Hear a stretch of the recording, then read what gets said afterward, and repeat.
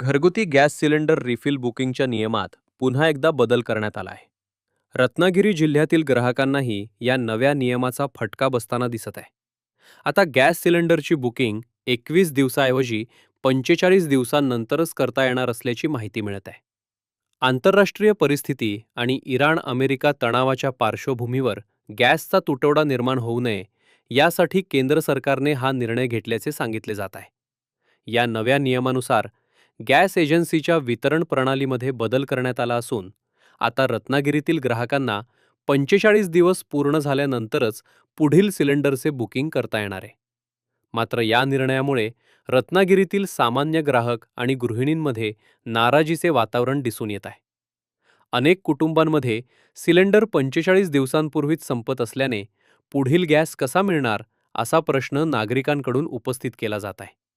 दरम्यान हा नियम पुन्हा बदलून ग्राहकांना दिलासा द्यावा अशी मागणी रत्नागिरीतील नागरिकांकडून करण्यात येत आहे. घरगुती सिलेंडर मिळत नाहीत, कमर्शियल सिलेंडर मिळत नाही. माझा चपातीचा बिझनेस आहे. आज माझ्यावर बरेचसे हॉटेल्सवाले व्यावसायिक अवलंबून आहेत. त्यांना चपाती सुद्धा देणं माझ्यामुळे त्यांच्या हॉटेल पण बनवायची वेळ आली. हॉटेलला तर मिळत नाहीच आहेत, पण माझ्या इथं जे काय गिराईक होती, सिलेंडर इथं नाही मिळालं तर माझ्या एकट्यामुळे सगळे हॉटेल बंद व्हायची वेळ आली. चपाती कुठून देणार? आणि घरगुती सिलेंडर पण मिळत नाही. घरी खायची वांधी झालेली आहेत.